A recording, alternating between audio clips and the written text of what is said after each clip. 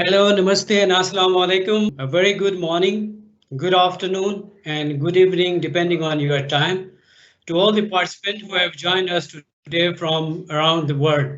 A very warm welcome to all of you in the webinar from ICIMOD, Kathmandu, Nepal. My name is Ghulam Ali. I coordinate the Hindukush Karakoram Pamir Landscape Initiative at ICIMOD, and I am pleased to be your host for this webinar today, Building a Resilient Bam-e-Dunya, Untold Stories, Lessons and Opportunities.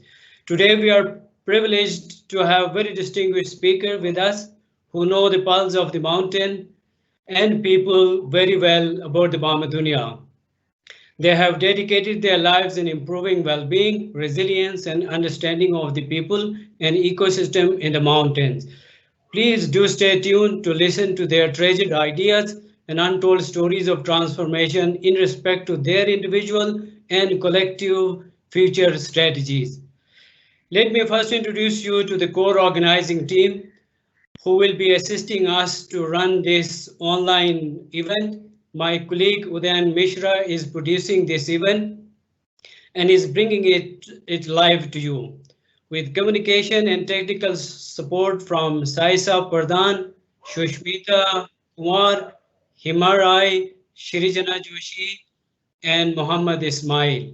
So before we begin, let me first read out house rules for this webinar. Please do adhere to these house rules while attending the webinar. To ensure a smooth course of webinar, speakers and moderators will be asked to turn on their videos and microphones when they are speaking. Attendees may be type their questions in the chat box under Q&A section on the right side.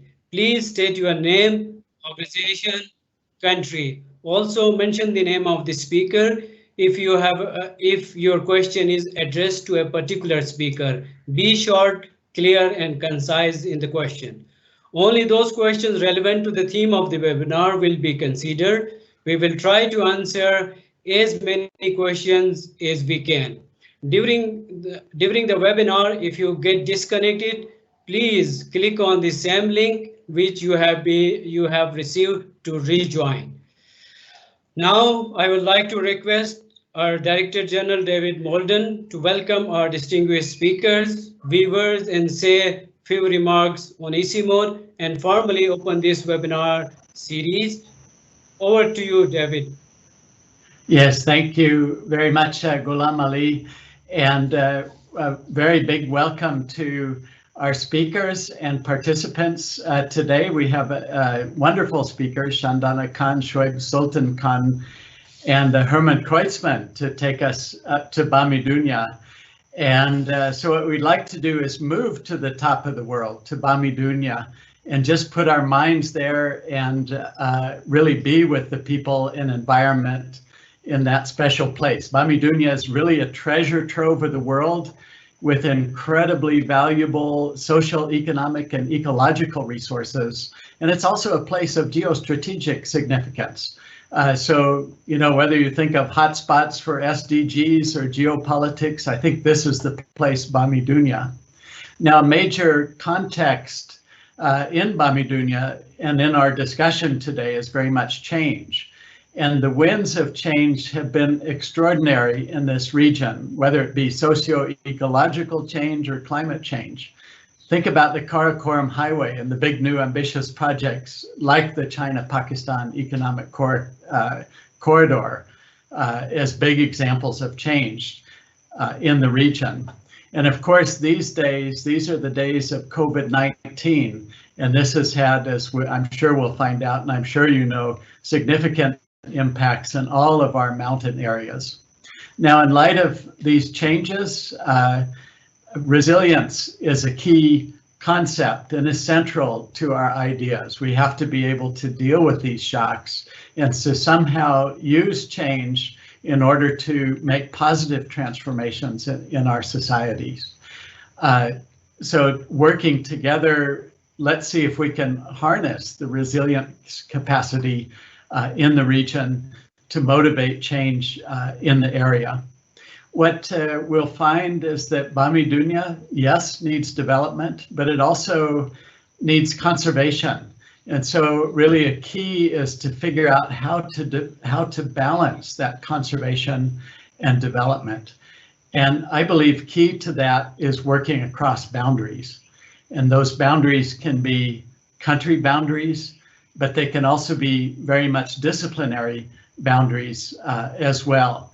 Or it can be working with communities, working equally with women and men, and working with private sector and government.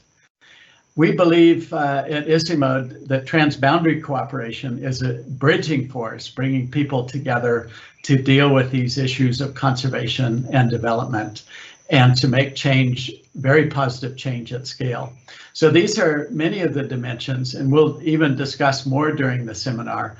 And that again, once again, I'm very happy that we have really people with great experience in the Bam-e-Dunya landscape, working with communities. Shoaib Sultan Khan working on issues of communities and gender, Shandana, and Hermann Kreutzmann, very special professor who's really spent a lifetime in the area and who has a fantastic new book going on.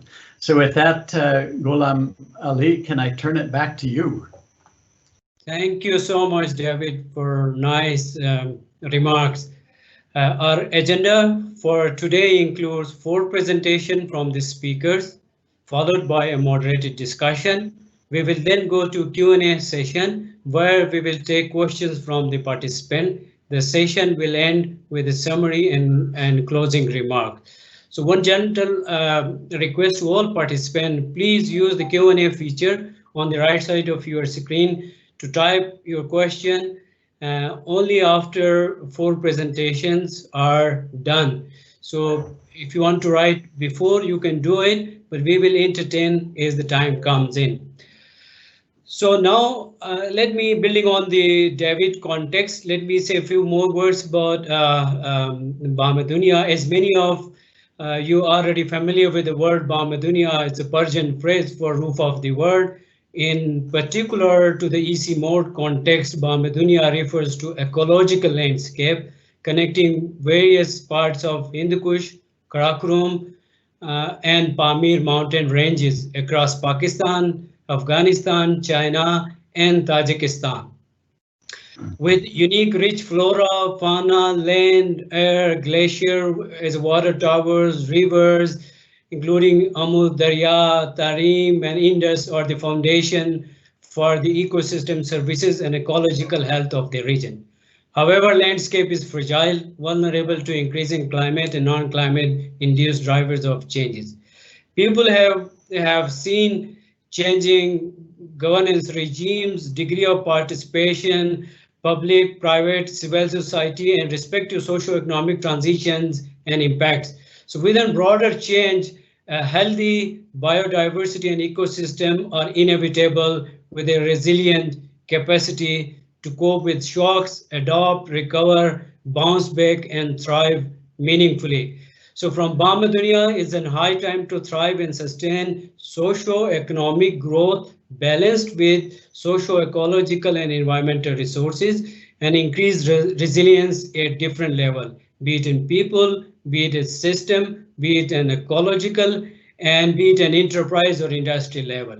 So keeping this context in view, the Bam-e-Dunya webinar series is conceived to unleash the potential of transboundary cooperation for a healthy and resilient roof of the world. Today, we are bringing to you the first episode from this series. So with this, let me provide a brief introduction of our distinguished speakers for today. Dr. David Molden, Madam Shandana Khan, Shoaib Sultan Khan, and Professor Hermann are the known names in the region. So this is not new. Their hard work and contribution, they have earned fame and stature by working with people in the region. So their iconic achievement, knowledge and insight are going to provide us food for thought. In post-COVID, it's a treat on how to shape resilient future. I feel privileged in introducing them to you. So first, Dr. David Molden is a Director General of International Center for Integrated Mountain Development, ICIMOD. He comes with a background specializing in water resource management and sustainable mountain development with an interest in integrating social, technical, and environmental aspect of natural resource management. Dr. Molden has experience in leading and implementing development and research work across Asia and Africa. He has contributed to the publication of more than 200 works in books, refereed journal, research reports, educational material. He has received many awards, including Outstanding Scientist Award of the Consultative Workshop on International Agriculture Research, CGIAR, in 2009. We can rightly say that Mr. Molden is truly a passionate supporter of people and mountain well-being. Shandana Khan has 28 years of extensive grassroots and policy level experience in rural development from South Asia. She has an undergraduate degree in political science from Delhi University, India, and triples in social and political science from a University of Cambridge. She obtained her postgraduate degree in international public policy from Johns Hopkins University, USA. Khan has undertaken consulting work for the replication of rural support program approach in South Asia under UNDP South Asia Poverty Alleviation Program in Maldives and Nepal. She has also worked as a director of rural development Afghanistan at AKD in Afghanistan from 2014 to 2016. She is now serving as the Chief Executive Officer at the Rural Support Network, Pakistan. Shandana Khan is the champion of the, or even we can say a female champion of the participatory rural development. Shoaib Sultan Khan, chairman of RSPN, you know all. Is one of the pioneers of rural support programs in Pakistan. In 1982, Shoaib Sultan Khan initiated the Khan Rural Support Program in the northern areas in Chitral, Pakistan. Between 1979 and 1982, he also served as a social development consultant for UNICEF in Sri Lanka. He was appointed as a senior advisor for South Asia Poverty Alleviation Program, UNDP, from 1982 to 1994.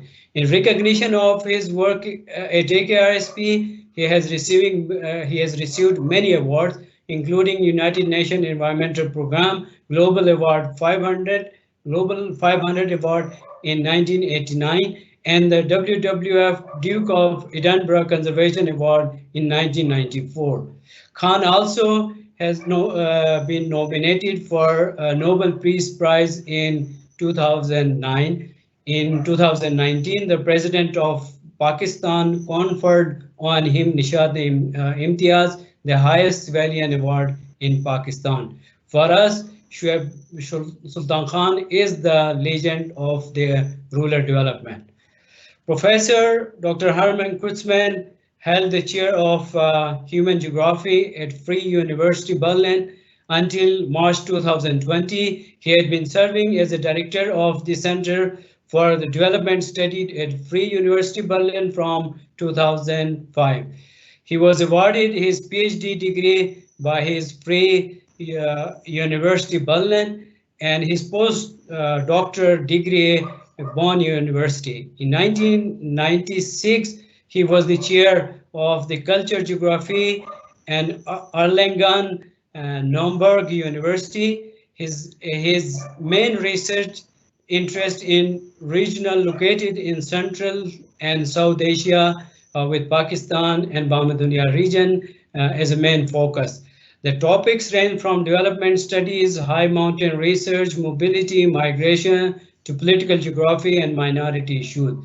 He has published more than 200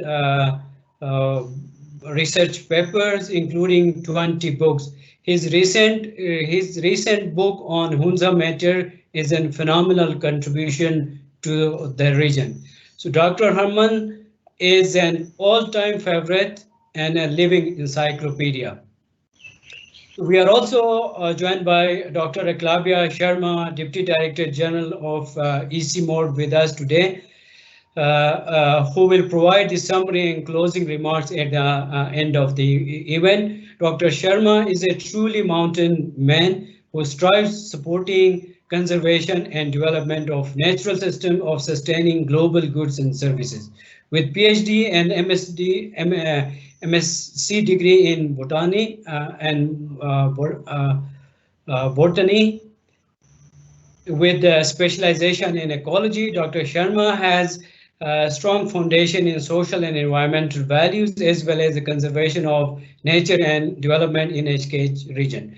Dr. Sharma has received many national and international awards, including Young Scientist Award of the Indian National Science Academy 1988, Eminent Scientist Award from Government of India in 1995, to name a few. The government of Sikkim has also conferred on him its Social Status Award for his contribution to the environment in 2004.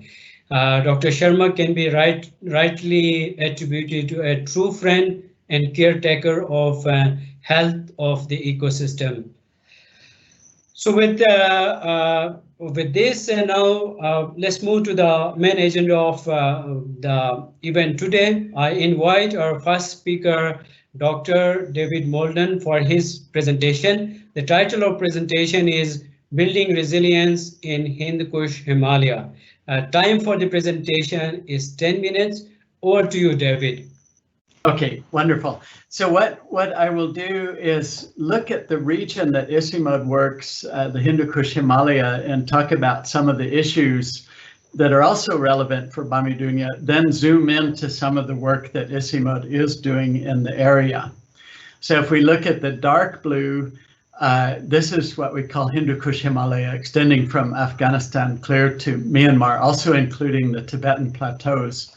8 countries, 10 major river basins, 240 million people in the mountains and hills in that region, and then downstream an additional 1.65 billion people dependent on the mountain resources. So it's definitely a resource for Asia, but we feel it's also a global resource. Biodiversity is huge in the region, and 4 global hotspots are shared in this, and you can see the mountains of Central Asia where Bam-e-Dunya is located as one of those hotspots. It is an issue that we are losing habitat, but also at the same time we're discovering new species. So it is a place of discovery in the world. And it's also true that many mountain people rely on natural resources, on ecosystem services for their sustenance. The red dots is the population density. So you can see around we have the borders of the Hindu Kush Himalaya and heavily populated areas just downstream.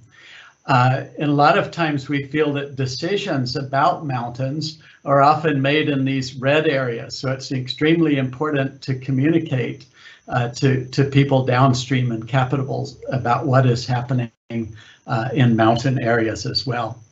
So we feel that what happens in the mountains not only impacts mountain people, but it affects at least 1/4 of humanity, and by extension, the world. And what we say at ICIMOD, like we can think of Amazons as the lungs of the planet, the Hindu Kush Himalaya is the pulse of the planet. When things are going well, we have a strong pulse, and when things are not going well, our pulse gets weaker. Just a little about ICIMOD. Our mission is to enable sustainable and resilient mountain development for improved and equitable livelihoods through knowledge and regional cooperation. And the last few words are important. We do need to shed light on what's happening in the region. And ICIMOD, with its 8 countries, is in a unique position to foster collaboration across boundaries. One way we do it is to work in what we call transboundary landscapes. So Bam-e-Dunya landscape is in one, or Hindu Kush Karakoram Pamir landscape, Bam-e-Dunya.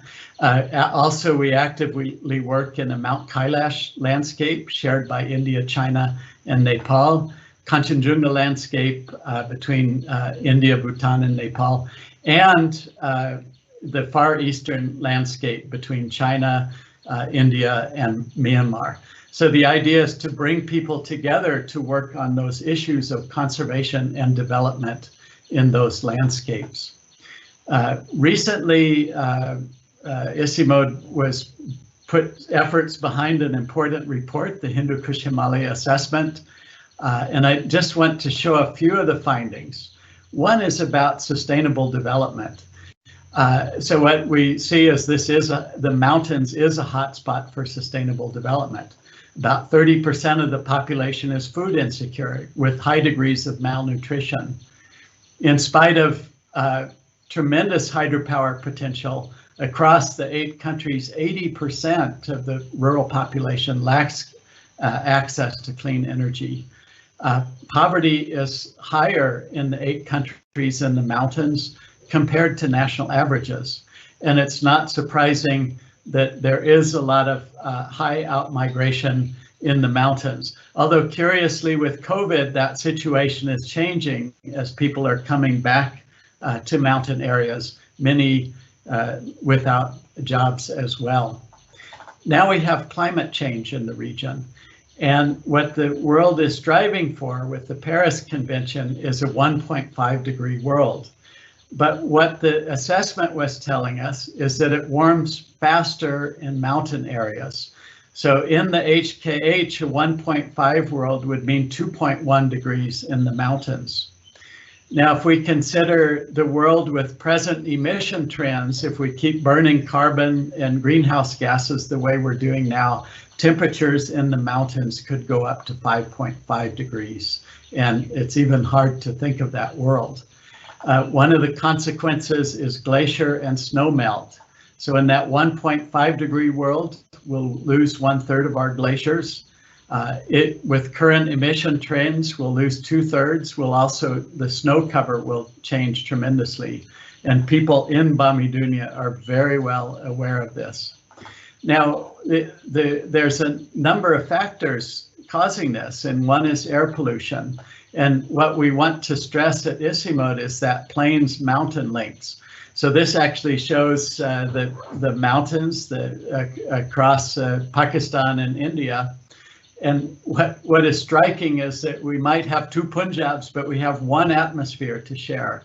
And the way we're polluting it also increases temperature and has all kinds of other negative effects. So it's something we have to work on across countries. And many of the impacts are felt by local communities who actually add little to the greenhouse gases. And striking in Bam-e-Dunya is the loss of water resources. You may recognize this as Pasu Glacier and the dry canal, which used to connect to this glacier, but because the glacier has gone down, people are losing this water source. And this is something that's happening in the region. Now, downstream in the plains, I want to compare, if we compare the Indus River and the Ganges River, we see that in the Indus River, the total flow is highly dependent on snow and glacier melt as compared to the Ganges River, where most of the water comes from rainfall. And indeed, the Indus River is considered one of the most vulnerable river systems to climate change. And we have the people of Bam-e-Dunya really as caretakers of that resource. One is the climate change is that disaster risk is also increasing. And we're just talking with Shoaib about the flooding this year has been tremendous right across all of our HKH countries. Now, we're living in a new world with COVID-19, and in many ways, the disease has not hit mountain areas too hard compared to the plains, right? But it's become more than a crisis of health, it's become a crisis of livelihoods. And it will have severe impacts on employment and income. There's worries now and in the future about food security And certainly migrants are hit hard, and poor and marginalized people. Some people say, okay, there's some short-term environmental impacts, but there's also negative impacts with more poaching and increased extraction of resources.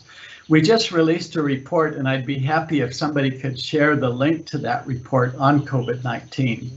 But one of the findings is we'll get a lot of investments in recovery, but the recommendation is we really need to use those investments to also target long-term sustainability and resilience. One of the key questions I got when in the Bam-e-Dunya area was, what do we do about, this was the community asking me, what do we do about glaciers melting? And, you know, one big thing to do is build resilience. And I would say there's an incredible amount of innate resilience in mountain communities in this area to build on, and that is certainly one of the strengths. But when we talk about resilience, what we're talking about is, yes, recovery from shocks, the ability to adapt to change, but also when we get hit by something like COVID, can we use that to transform our societies into something better? And what we try to do at ICIMOD is build solution packages in our Resilient Mountain Villages program that consider all kinds of different types of solution, whether it be natural resources, economics, gender, or digital solutions. Now, I had a wonderful trip in 2014 and experienced the glaciers melting, but was very moved by the communities and their loss of water resources. So we did try a few things working with communities at ICIMOD and partners. For example, we tried, instead of getting the water from glaciers, we tried lifting with solar panels in this spectacular region. I'd say with mixed success. I still believe there are potential in it. One of the areas we did have success was definitely working with women's group on agriculture. And while we struggled a little bit with solar, we did use this hydraulic ram pump to lift water up. So the women were actually managing this affair, you know, communally growing crops and getting them to market. So it was very, very encouraging to see. ICIMOD has been working with community-based flood early warning systems in the mountains, a simple device that gives quick information to the community. So when the flood hits, this sensor picks up the information and basically warns the community. And I will say this has worked in several areas. But the lesson learned, it is a solution package. It is working with communities as well as bringing in technologies and ideas in the area. So I just wanted to give a few short examples. And to close my talk, let's all work together to protect the pulse, right? The pulse of the planet and to build a better future. Ghulam Ali, could I turn it back to you, please? Thank you. Thank you so much, David. So may I now request Shoaib Sultan Khan, 20 minutes, please. Well, thank you very much, Ghulam Ali. I don't know why you have invited me. I'm so ancient, almost 67th year of my working life and 48 years working with communities. Now my topic for presentation is Unleashing Potential and Resilience of HKPL Rural Communities. Now the first question is, of course, David touched on it, that how much resilience and potential they have. But the fact is that I was reading this German magazine, DNC, and it said that the top 20% of the world population consumes 80% of the resources in the country, of the world. And the bottom 20% have only 1.3%. And I think that if you look at the HKPL region, then probably it would be even less. So the basic issue here is that how do we really help unleash the potential and the resilience that they have? Because you can well imagine that how much they must have if they are only getting even less than 1% of the resources of the world and still surviving, they must be very, very strong. And that is, I think, the challenge, that how do we really help them to fully unleash that potential? And I thought that instead of prescribing that what is to be done, why not let me share my experience of these 48 years working with different communities, especially 12 years in the HKPL with Pakistan and Chitral. And you know, I mean, when I was looking normally at the objectives, the specific objectives that you have given, you use a term, demystifying opportunities and solutions for the well-being of people. And then you go on saying, asking, promoting ideas of good practices. Let me present those, and then you can draw your own conclusions on how this should go on. Basically, what I experienced, I sometimes say that my life is really a bundle of coincidences. My ambition was to become a civil servant, which I became in 1955. But within the first few years of my job as an assistant commissioner in Diden, East Pakistan, now Bangladesh, I was in a district where a visionary was implementing a program which came to be known as the Komila model. And he was Akhtar Hamid Khan, who was really in the ICS and resigned and wanted to demonstrate that how the poor can be reached. And when I met him, and I spent nearly 3 years there, and I used to visit him very often and see what he was doing, how he was helping the subsistence holders. And he told me that, look, you don't have to really reinvent the wheel. If you look at the experience of the world spread over almost, at that time, nearly 15 decades, he said that there is a theory of subsistence holders development which is applicable anywhere and everywhere, whether it is mountain area or the ocean area or the plains. And he very openly used to admit that this is not original. He has not invented or he has not thought of this theory. He said that in 1849 there was a German, and I think Hermann would be very happy to hear that, whose name was Raiffeisen. He was a mayor of a small principality in Germany, but he had a very kind heart. And he would assemble all the subsistence holders, the peasantry, the landless, this, that, and the other. And he would tell them that, look, you are being crushed by three giants. And who were the three giants in 1849? In 18th century Europe, 19th century Europe? The landlord, the moneylender, and the shopkeeper. Now, I think you can recognize those giants now also in your countries, maybe in different names. And he came up with a theory and principles of subsistence holders development comprising three.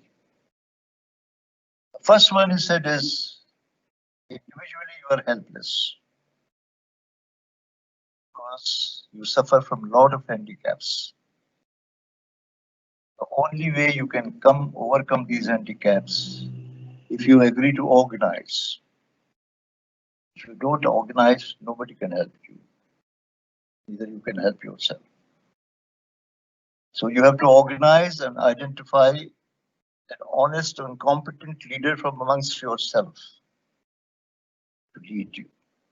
Secondly, he told them that capital is power. if you don't generate your own capital by adhering to the discipline of savings, however poor you may be, you have to do that. You will never be able to attract capital from outside. And thirdly, he said, look, all have a tremendous potential, the poorest of the poor, to rise above the level of subsistence. And he would quote them the example of Michelangelo, that look, when people used to praise Michelangelo's David, he would say, I have done nothing. David was already in the marble. I simply removed the superfluous material.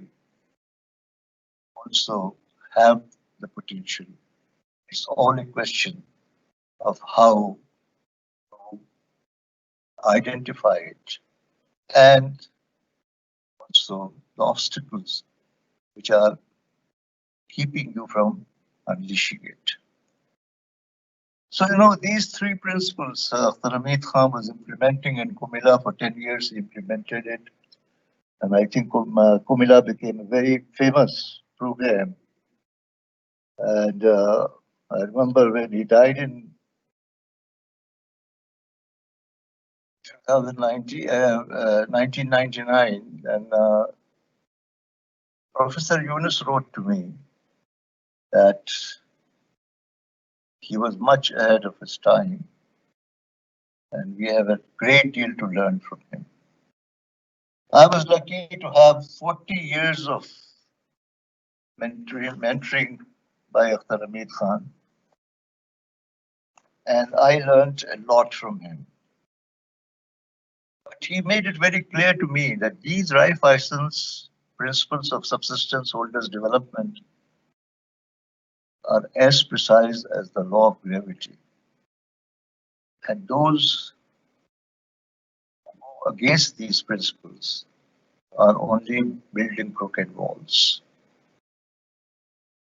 So whenever I got a chance, which was in 1972 when I started Dawze project under the Pakistan Academy for Rural Development, Peshawar, and Akhtar Hamid Khan at that time, because Bangladesh had come into existence, although he never wanted to come away from there, but as you know, the army forced him that no, your life is not safe, and he came over. And Michigan State University, which really knew him very well, and offered him a professorship. So I had started this work. He saw my work for about 6 months, and I was really trying to copy Kumila. And he got interested, and he said, send me your reports every month, and I will, like an absentee landlord, advise you. And I used to do that. But after a year, when the Ford Foundation gave me some money to hold an international seminar, and I sent him an invitation to come and participate in the seminar, he wrote back that this is waste of your time, waste of my time, and waste of your money. If you really want me, then I'll come as your advisor. So again, I had the privilege of him advising me. And Ghulam Ali mentioned about my job in UNICEF in Sri Lanka. That is where he came after I was thrown out of Dawze after 3 years, because the government thought, what was I doing? Organizing communities? Was I trying a revolution or something? What was this subversion? And I lost absolutely faith in the civil service and left it, and then sought pastures new. And fortunately, first Japan gave me a job at UN Center for Regional Development, and then. But thereafter, Hamid Khan came and told me that when I invited him to Sri Lanka, the Al Khan Foundation Geneva wants to start a program, Gilgit Baltistan and Chitral. And he had given my name to them. So I said, all right, fine. But Pakistan will not accept it. I mean, last time I was thrown out because it was subversion. So he said, anyway, His Highness the Aga Khan is behind it, so maybe you may not be. And I persuaded him, Aga Khan Foundation, to get my services on deputation. Which they did, although UN doesn't do that. And after 5 years, before that, I resigned, and then for 12 years, I went to villages in Pakistan and Chitral.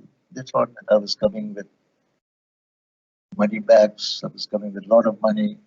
The program bore the name of one of the richest persons in the world. But I said, look, I have only these principles.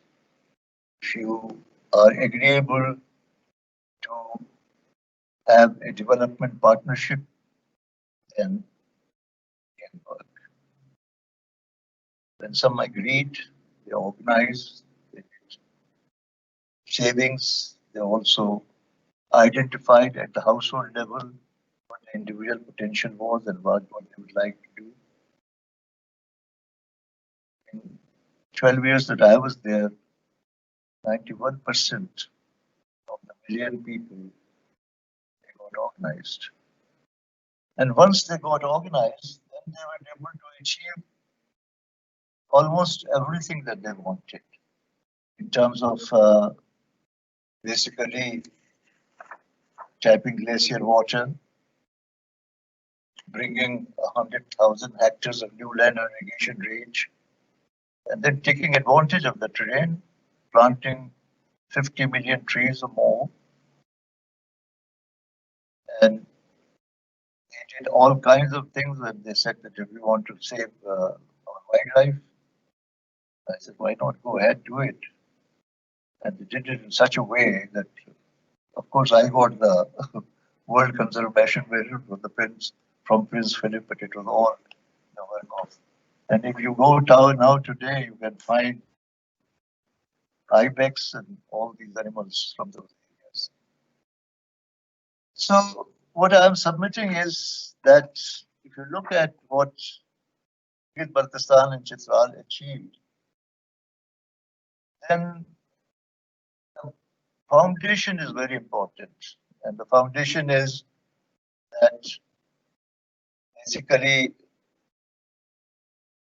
what you have to do is really that basically I was happy that Poverty Commission, SARC Poverty Commission also adopted a KRSP approach and said that they called it social mobilization, that it should be the centerpiece for all poverty reduction strategies, because mobilization is there in order to enable them to participate directly in the decisions that affect their lives and prospects.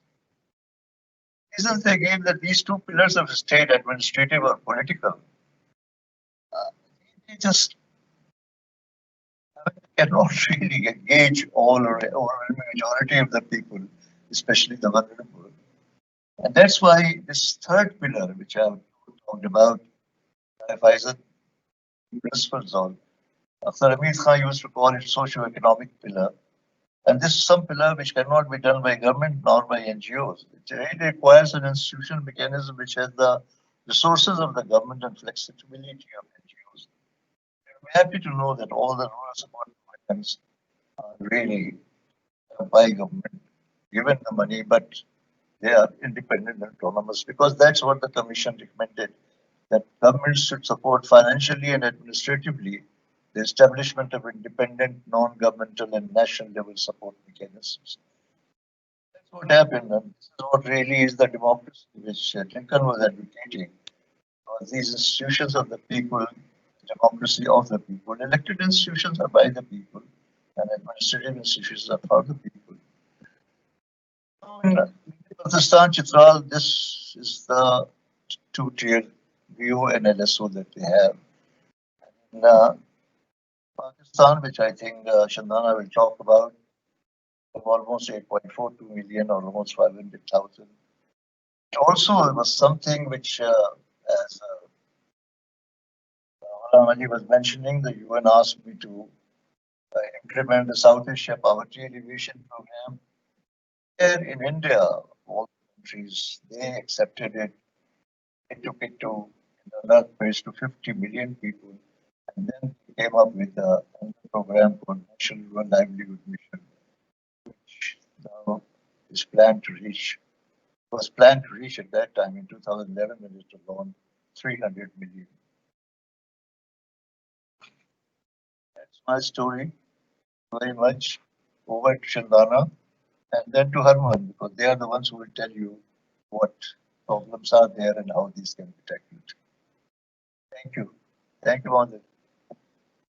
Thank you. Thank you, Shoaib Sultan sir. What a presentation. So we need to learn from the history and the past. So we will be in touch. So can we go now to the presentation of Shandana, please? Thank you, Ghulam Ali Sab. Thank you, everyone. Thank you to ICIMOD and for everybody listening on to the webinar. I'm going to move from the higher levels of the philosophy and approach more to the functional aspects of what the RSPs are doing, and try and take off from where Mr. Shoaib Sultan left off. So the program in the north of Pakistan basically expanded by organizing people into village organizations, and there are a little above 5,000 of those, of men and women, and then federating them upwards, because it's only at higher levels that they could then link up with the government to do a lot of work. In 1982, the AKRSP started. It is now really driven by the social capital created by AKRSP, and that is a social capital with which all stakeholders are working.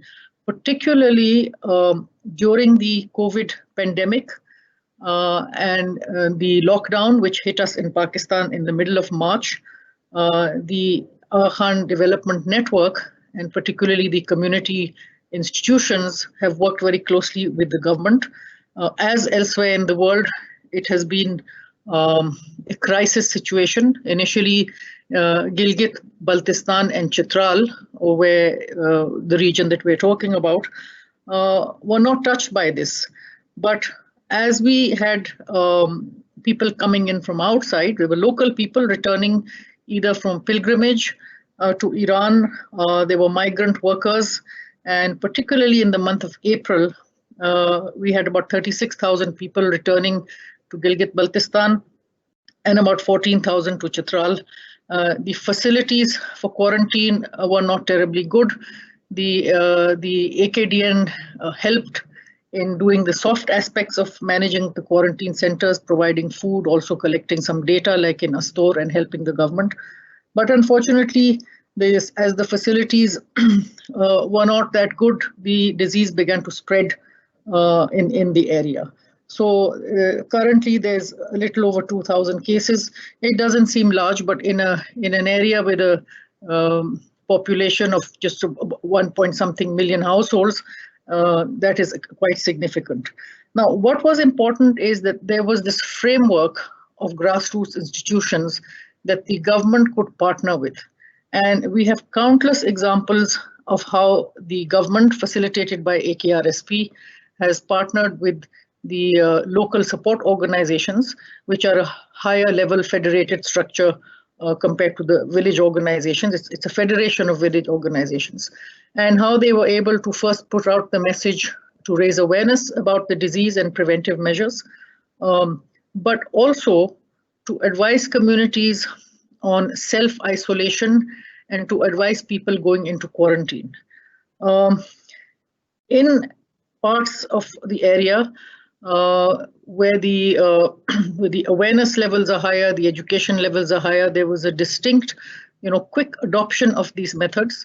I know of one village in Hunza, Nasirabad, where the community itself wrote down SOPs, and when travelers came in, they would mark their own house and they would say, we are in self-isolation for 2 weeks. I think this is highly, highly unusual. This is a challenge anywhere in the world. So it was really the coming back of people working in the Middle East and in Pakistan itself that unfortunately the disease rate went up. Now, this is an area, as you know, which has a very large percentage of migrant labor and workers. And so with these people, and it was mostly men who work outside the area, with them coming back, a lot of them had lost their jobs from where they were coming from. As you know, the Middle East in particular clamped down and laid off a lot of workers from Pakistan. And they really, have gone back home, and many of them are jobless. The figures as to how many are there are not exact.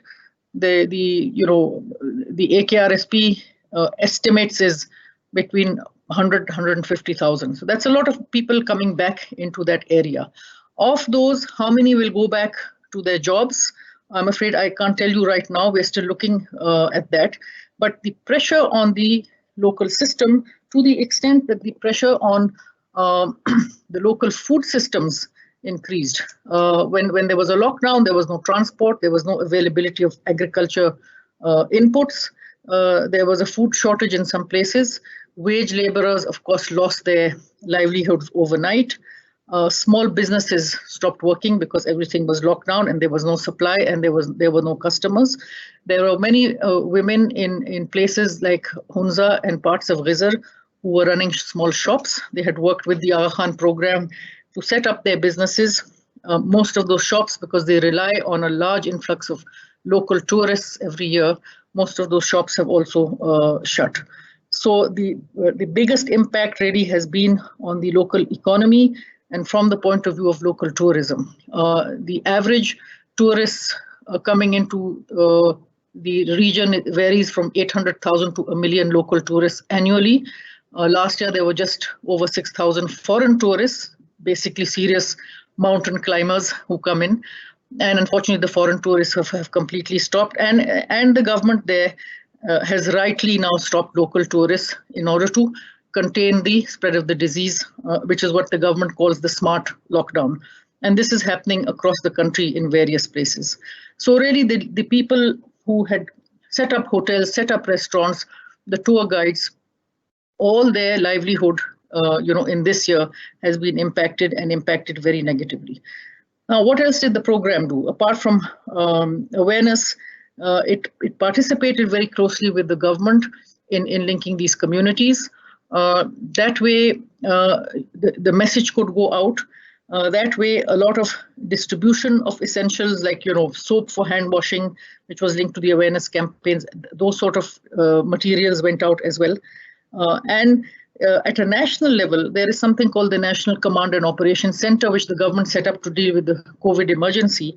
And the RSP network, where I am, which consists of 9 RSPs, we agreed with the National Command Center that the RSPs that are part of the network would work where they had strong community groups to take out the message, to do contact tracing for the health departments in the districts, and to do the identification of suspicious cases and work closely with the health department. So, of course, AKRSP is part of this initiative as well. The pressure on the health system nationally is very high. It is not a very strong health system anyway. I think the area we are talking about is perhaps luckier because it's not as populated, and there are services like the Aga Khan Health Services which are helping the government. But we have so far found that the people that we refer to the government health system, they require follow-up and they require advice on things like, self-quarantine and self-isolation. That is really what is required at this stage. The national figures, which are about 270,000 of infected cases, are probably a very low count. It's probably at least 3 times more than that, because people are not really testing and not coming forward. And one of the reasons is that initially when there were infected cases found, the government was perceived to pick up those people and take them into hospitals. So there was this fear spreading about the disease. So there are less and less people who are actually going out to test, and they're taking advice from doctors, and there's a lot of people at home who are managing this disease on their own, like in most parts of the world. There was a supply of essential protective equipment to the government by the AKDN and by the AKRSP. There was also the identification of the poorest people. For example, in Gilgit, about 1,200 persons were identified for government to provide rations and food support to. So really within this whole system and these myriads of activities, this framework that exists on the ground has been very, very critical. Now, how will this pick up? I think like anywhere else in the country or anywhere else in other countries, it is very difficult to say that who is going to fall through this, who is going to pick up within 1 year, who is going to pick up within 2 years. And clearly the sort of programs that are running, and I can talk about the rural support programs, we need to look at what is needed now. And one of the areas that we're looking at is women's programs. There has been a lot of pressure on women in the household. For one, when you have men returning to an area who don't really live at home, and then the men are not employed, there has definitely been an increase in domestic disputes, in domestic violence, and this is against women and children. In other parts of Pakistan, which are not as poor as many parts of the north, the area that we're talking about, there has been a dropout of children, girls, out of school because of economic hardship, and probably those girls will never go back to the schools. I think we're probably luckier in Gilgit, Baltistan and Chitral, where there has been so much development investment, and where the awareness level of most communities is much higher as are the literacy levels. So those areas will probably pick up faster depending on when a key thing like tourism opens up. I think I will stop here. Of course, I haven't talked about the development programs that they do, but I think we'll run out of time, and I wanted to concentrate on the COVID response. As just to wind up on this, the area has had one of the strongest responses to this emergency in the country, because there were organized communities, they were linked to government, they were working with the government anyway, and so there was this system in place that the government could tap into to take its message and its services out to very, very far off areas. Thank you. Thank you very much, Shandana. Very inspiring experiences on the ground and grassroots participation of the resilient.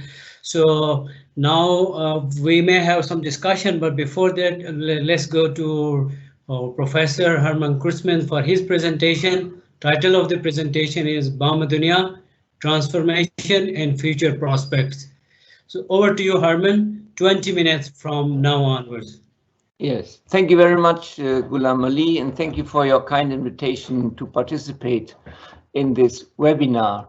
And the stage has been set by the previous three speakers, and David has drawn our attention to the global issues, to the climate change issues, to the major challenges that are given to mountain areas.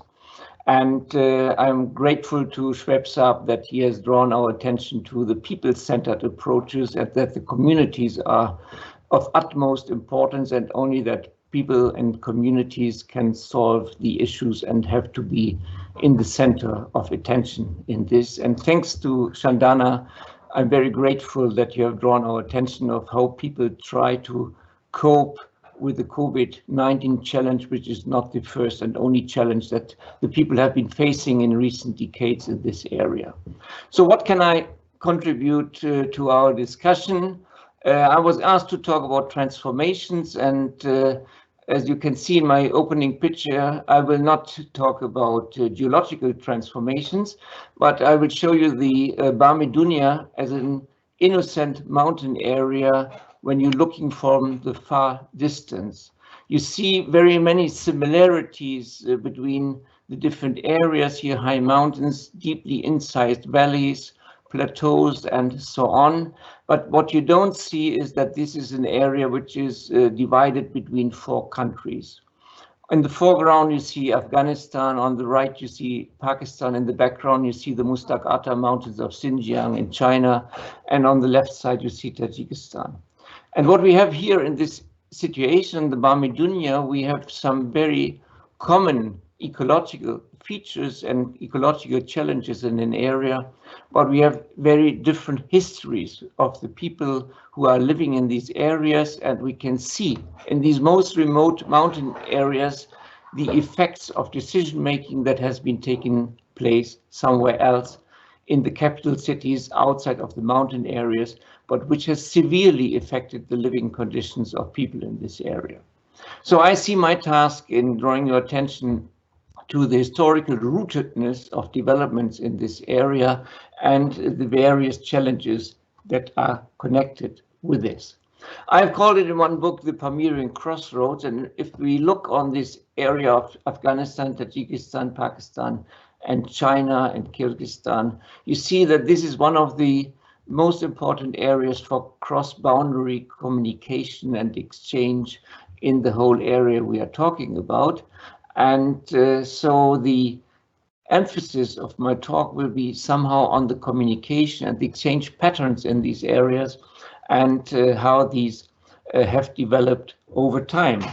And that's why I'm talking about it in a historical perspective, as sometimes it's called the Wakhan Quadrangle, as the area was came into the focus and the sphere of influence of four different empires: the Tsarist Empire, the Russian Empire, then the Chinese Empire, which came from Kashgaria or Xinjiang, and Afghanistan and British India. But there were small regional powers as well, like Bukhara, Fergana, Kashgaria, Kashmir, Badakhshan, that were looking at this area as well, which is very surprising in many ways, as it is a very poor, remote and secluded mountain area and not of very much economic interest to people. So communication and crossing the area was very important for people who were interested in controlling this area.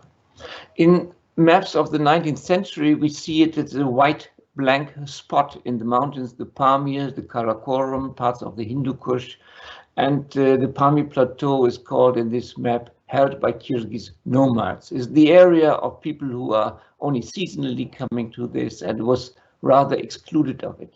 How could this get into such an attention, and how could this area face so many challenges? What I want to do in this time which is given to me, I want to draw your attention to four different periods that are connected with certain events that have governed this region and which have influenced the well-being and the future of those people living there. First event is about 1890s, the end of the 19th century, the high time of the Great Game, when on very difficult roads, colonial powers, like here the British colonial power with Kashmiri soldiers, tried to enter the Hunza Valley and to get control of it. It was termed as pacification and opening up of areas, but it was not very clear opening up for what purpose it was all about in this area. During this period of British rule in the area, not much change in the communication patterns, and even in the 1930s, when the British leased the Gilgit Agency for a period of 60 years from the Maharaja of Kashmir, the road conditions had not that much improved, and only foot travel and by horse it was possible in those areas. This British colonial interference was very much challenged by the Soviet Union at that time, which had achieved to build a road across the Pamirs. It was called a 5-kilometer high road, the highest road in the world where motor vehicles could ply. And this first road that came into this area has changed everything for the people in this area. It was a new supply situation. It was a new kind of interference from outside experts. It was the period of collectivization. It was the period when modern agriculture experiments were executed in this area. And so people connect with the road, which is called the Pamir Tracht or the Pamir Highway, many developments that have changed their lives. And this road has been held in high regard in the Pamirian countries, especially in Tajikistan until today. In the British-controlled sphere and in the Chinese-controlled sphere, not much development took place, but we have some event that is very often forgotten. In 1942, plans came up that the British forces would support the National Chinese Army in China under the leadership of Chiang Kai-shek against the Red Army of Mao Zedong, and that a new road was supposed to be built from Kashmir, from Srinagar, via Gilgit, via Tashkoran, Kashgar, into Xinjiang. And this is the alignment of a route that is only existing in our time. This road was planned for hundreds of thousands of workers to be built in less than 1 year, but it never came into being, as you all know of it. Until the independence of Pakistan, no road possibility was given in this area, and it had to wait until the Karakoram highway was constructed and opened in the late 1970s that this changed overall. And again, like in the Pamirs of Tajikistan, the whole situation changed over here as well. And we have heard from Shoaib Sultan Khan that the prediction of Robert Chambers was fulfilled in Gilgit-Baltistan as well. As he said, research and development take place only along roads. And with the coming of the Karakoram highway, AKRSP and other governmental and non-governmental activities spread in the area and changed the whole situation. The food security improved, out-migration, as we heard before, was increased. There was nearly no household that had no migrant outside. Migration for education and work was very important. Tourism started in this period to become an effective means of income generating locally, and so on and so on. And the exchange and across boundaries with China opened in 1986, and that opened different entrepreneurs to take opportunities up here in this area. But now, and I come now to our present decade, now we are in a completely different situation. We have, since 2013, the new Silk Road project announced by Xi Jinping in Astana, which is now called Nur Sultan in Kazakhstan, and 2 years later the China-Pakistan Economic Corridor was announced between Urumqi and Karachi along and across the Karakoram highway, including it. And this situation is now changing everything in this area. Now we have big investments in the area. We have people from outside who take over control in those areas. And I can show you one example of one small road. This is the road which is connecting the Karakoram highway between Kashgar and Gilgit with the Pamir highway in Tajikistan. It's called the Kulma Pass Road, an only 70-kilometer long road. When it was opened in 2004, the trade volume was just $1.5 million US. 10 years later, it was 1,000 times higher. It was nearly $2 billion US that were exchanged across this road. So these communications, they changed something in an area, but the surprising fact is here that in the eastern Pamirs of Tajikistan, there's barely any economic effect for the local people in the area. When the people in Khorog and Murgab want to buy Chinese goods, they will be re-imported goods from Dushanbe. As all the trucks from Kashgar to Dushanbe, they rush through the Pamirs, they destroy the surface, they destroy the road system, but they don't leave anything in the area for the benefit of the local people there. And that is one situation we have to discuss in the framework of the China-Pakistan Economic Corridor as well. It is nicely termed the 30-year plan of Pakistan and China. It's called One Belt, 3 Passages and 2 Axes and 5 Functional Zones. That is typical for Chinese plans.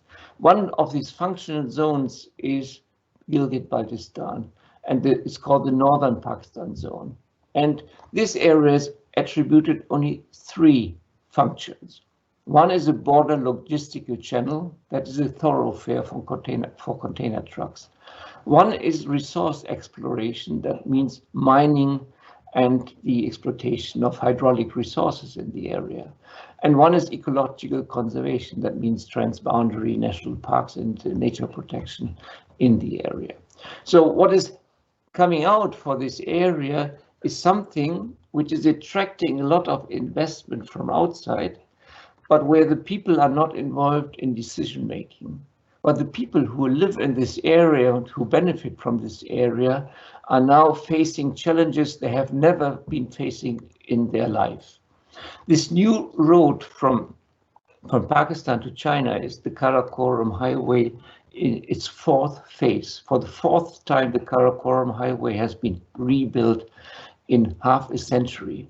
There's no country in the world where such investment is possible. Even in Austria and in Switzerland, no mountain road has been rebuilt within 50 years for the fourth time. The Karakoram highway and the China-Pakistan Economic Corridor is supposed to be a game changer for Gilgit-Baltistan, as Aziz Alidat asked this question, or what will come out of this. There was a questionnaire and a discussion initiated by AKRSP about the horizons of the CPEC. I don't want you to read all these kind of answers. It shows you only how diverse and how complex the answers were, what people expected. I have summarized it in this slide here. The people have very many doubts whether community ownership can prevail under the situation of the CPEC.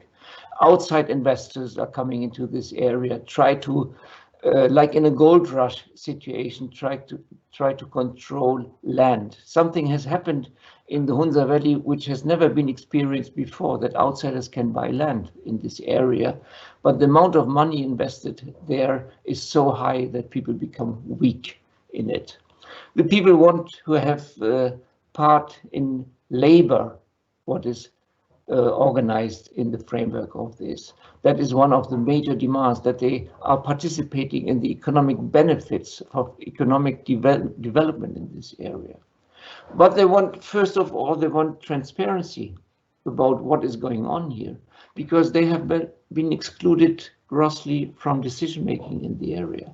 They are not involved in legislation. It's still an area which is under dispute, which is not a province of Pakistan. So the question is whether local labor will benefit from it. But most of all, what these people want here is peace, peaceful condition. We have not only sectarian clashes in the area, but this area has suffered from all kinds of events that have taken place outside, whether it is in Afghanistan, whether it is 9/11, whether it is now the COVID crisis, or in between the Attabad Lake and the floods in Pakistan, or the Kashmir earthquake. Every event that has taken place in recent years has affected the economic conditions of this area quite a lot. And they want a wide spectrum, from the identity of basic rights to proper political representation to adequate legislation, and they summarize it under the aspect of preservation of cultural heritage.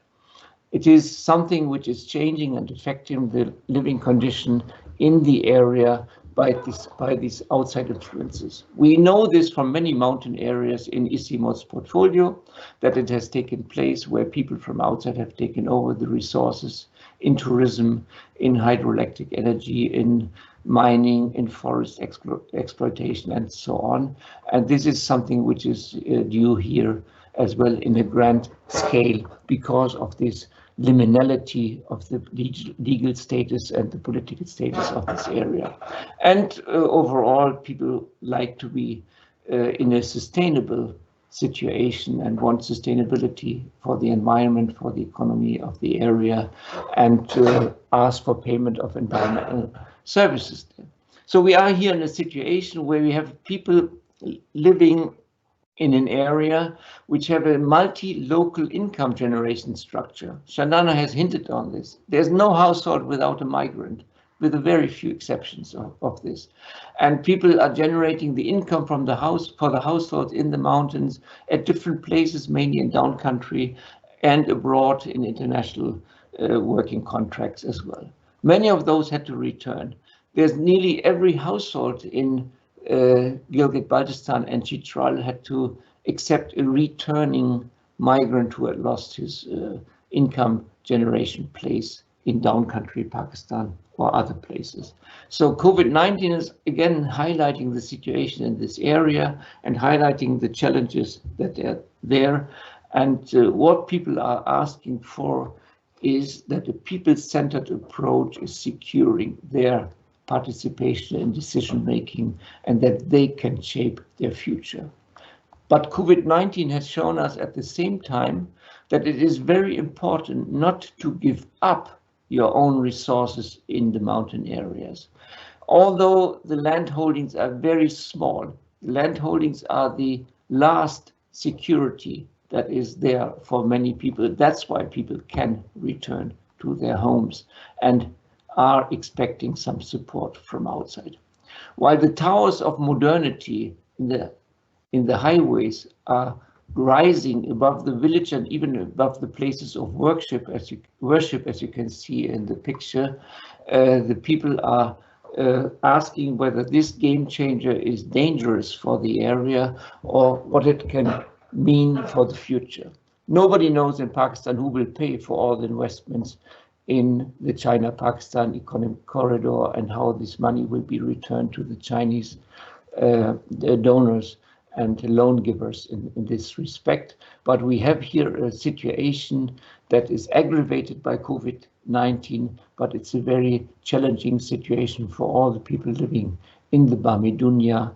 And we see this landscape in which a lot of effort has been put into shaping it in such a way, and we have seen in the previous presentation some other nice pictures of the challenging and rewarding landscape of the area. And with this I will stop and I will return to Ghulam Ali, and thank you for your attention. Thank you very much, Dr. Hermann. Very thoughtful presentation. So I would like to thank all presenters, speakers for your insights, observations, lessons, and identifying issues. So we will now go into the, before we will go into the questionnaire session with our from the participants, I will briefly run a discussion session with our speakers with some questions. But in the meanwhile, I will request all participants who are watching, viewing, and actively participating to keep on floating your questions. We have taken note of the questions you have floated so far. So part of the question we may address in moderated discussion, but maybe part of it will be addressed in Q&A session. So before going to that, just let me give you this information that around 272 registrations has been completed, and from 25 countries these people are watching. So active participation and presence of participants is there. So let's go to the moderated question answer sessions. So let me continue discussion with the last presentation with Hermann. You discussed before historic or KKH or CPEC. The immediate concern, let me ask you this question. Post-COVID scenario, tourism, trade, community, migration, remittances, effects on household, business, and community institution. Almost all presenters have one way or another addressed this one. But maybe what are your key recommendations to improve the resilience in this part, in this area? So maybe Hermann, Professor Hermann. Yes, I'm here. Yes, I can respond to that. You asked the most complex question which is possible to be asked in this context, but the message I wanted to convey is that we have to reconsider the importance of local resources and the importance of shaping suitable living conditions within the mountains as well, and not to be depending only on being outside there. There have been a lot of efforts in recent years in changing from say grain crop farming into orchards that generate valuable crops, and that small land holdings can be made valuable as well. But we will have a situation in the future, as it has been for long decades now, that living in the mountain areas is depending on external remittances and other kind of influences as well. And so the future will be that we closely monitor what kind of sound investment, sound strategies can be evolved in the mountain areas, that these assets that people have there will remain as valuable assets for the basic of security, of well-being in the mountain areas of those Bam-e-Dunya connected mountains. Thank you, Professor. So, with thanks to Professor, can I ask the same question to Shandana? So, from your experience, how this resilience and in this context, addressing variety of tourism, trade, community, including migration, remittances, household capacity, or business institution can be strengthened further? Thank you. I think that due to this opening up of communication, and as Hermann was just saying, the CPEC, the China-Pakistan Economic Corridor, of which the main artery really is coming from Xinjiang in China right down, to Karachi, that the post-COVID situation will have to look at big investments in terms of opportunities for local people. Yes, it can pick up on tourism and subsidize people who've lost livelihoods because of this, one missed season. Hopefully it will be just one. But even if there was no COVID, I think the investments are required in setting up, local small manufacturing plants, because as you know, the area has some incredible, fruit which comes down country, cherries, apricots, other fruit. Investment in the power sector, because even till now, despite so much investment, there are areas that suffer from having no electricity. Now, this is probably what Hermann referred to, is that how on board is the local population in terms of these changes, and how much ownership is there, or is it just a road passing through and with advantages accruing mainly down country, outside the area. And I don't think there has really been a serious dialogue with people from that area as to how all of this can be done. The road is passing right through the heart of this area, and that is really very, very important. There is so much technology, so many skills that can be brought in from China to improve, local conditions. And I think there's a serious dialogue needed on that. Thank you so much, Shandana Khan. David, can I float the same question to you? Yeah. So also thinking about this area, the Bam-e-Dunya, but looking at the area that ICIMOD works, it's quite similar. What's needed are jobs for mountain people. We've got a lot of people returning. Can we get the high valued mountain products into the market? Those are some of the things we're working on. If we're investing in recovery from COVID, can we make that a green recovery? Investing in sustainable energy as well. I think somehow what tourism is a real mainstay of mountain people. But one thing I've noticed, even since, say, 2013, 2014, right across the Hindu Kush Himalaya, there's a huge change in tourists. So many more tourists coming in, but somehow, in my view, not the right kind of tourism. You know, we're living in a very fragile mountain environment and cannot afford all the plastics there. We see investors from outside benefiting from the hotels, and really somehow is there a way to push a reset button on tourism and see if there's a way to have sustainable tourism that benefits mountain people. Now, I know this is a special, I think that road coming through the area in Bam-e-Dunya, the Karakoram highway, and the corridor is going to make that all the more difficult.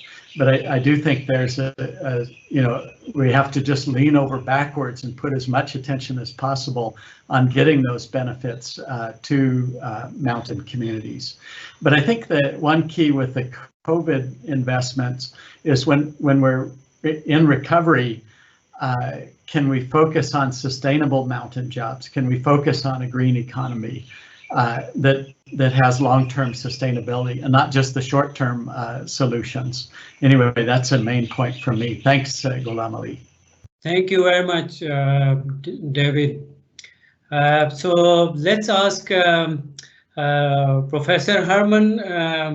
Let me ask you another question. When you started your research, or 40 or 50 years ago, you were interested more in understanding imperial theory, dependency and development debate with the various dimensions, including marginalization, self-reliance, auto-centric development, and structural changes. So how do you compare the past 40 decades with the current situation? Although you gave some sort of a reflection, but still we would like to hear you a little more and your conclusions or direction for the future as well. Over to you. Yeah, thank you, Ghulam Ali. Yeah, that is a good question. Of course, we have changed in development studies our conceptual approaches, our theories over time, and we have developed more topic and target specific theoretical applications, and we have gone from dependency theory to postmodern theories and post-colonial studies nowadays. But as I was focusing mainly in my work on a certain area over long periods of time, and as it has in the last few years become more a historical perspective to look into the roots of certain developments and to look in the path dependency on what is happening now in areas, one gets the impression that certain challenges from colonial times have not been overcome until today. And Gilgit-Baltistan is a very good example for this, as certain influences from former elites are very much important, as the constitutional status and the under international law is not fixed in an area, as certain extra kind of legislation is there.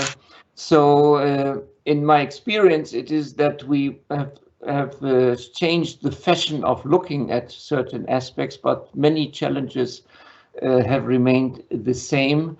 And I must say what Shoaib Sultan Khan said initially. He started his career as a civil servant in the year when I was born, so he can look at the longer period of that, is that the participation of communities and the involvement of people, and that people can make their own decisions for their well-being and be involved in a certain project. That is something we have to struggle for until today, and that has not been achieved in many respects. And I think in that respect we are faced with similar challenges than before. Thank you so much. Thank you so much. So let me go to Dr. David Molden. In context of these global challenges induced by climate change and local change drivers, some of them even being discussed, rapid urbanization, growth in population, emerging economic opportunities, trade, investment, and mobility of the ideas, capital, and influx of big entrepreneurs to the regions. What are the likely policy and regional cooperation direction, and also sustainability dimension of debate between conservation and development with a better resilience, and also linking this with SDGs being part of the global conventions and development participants. So your thoughts, please. Thanks, Ghulam Ali. That's a huge question again, and maybe I can just pick a part of it that we're working on here at ICIMOD. We're one of the unique positions as an organization we're in at ICIMOD is being intergovernmental and working across 8 different countries, right, in areas in a geopolitically sensitive area. But I believe that's where we can find some opportunities for sustainable development of mountains. And if we don't do it right, it could also, really be not good news for mountain people as well. So I think some of the possibilities are just again working across country boundaries, trying to get an understanding of what is happening in the region. There's a great photo flashed up of a meeting between different in this landscape between China and Pakistan.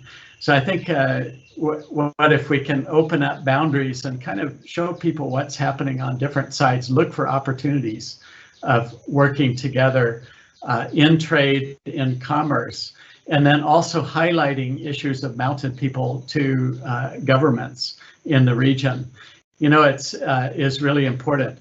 So I think our programs like Transboundary Landscapes have been really great to connect governments in the region. And not everything do governments agree on, but there are certain things where we have been able to make some progress. And one of those is on climate change, just understanding the different climate change issues in the region. So I think people do want to know what's happening across borders with climate change, and then are quite interested in the adaptation strategies that happens between communities. So I think we have been able to make progress in sharing ideas between communities and sharing ideas between researchers, and really getting governments together to address issues of climate change. Another area is biodiversity conservation, and it's great, just great when the scientists from countries are getting together and understanding the movement of plants and animals across borders, and doing joint studies. And I think that will help us to protect the important biological resources in the future. Now, what's pertinent today is on the flooding. And in fact, a lot of the flooding, the water is moving across borders. And that is an area where we also do find countries, even in very politically sensitive environments, where people do have a need to work together on that. One of the things we have been working on is also, I think, 2 big things, is getting the voice of the mountain people into government discussions at the policy level. And what we find that a lot of times is that people just don't think about mountains, right? So the agriculture policies don't take into consideration the specificities of mountains. And, we come and say, okay, well, just think that you need different policies in mountain areas. And that's been quite effective. We've had good results with that in Pakistan, as well as Bangladesh as well. And then there's the opportunity of bringing mountain issues to the global stage.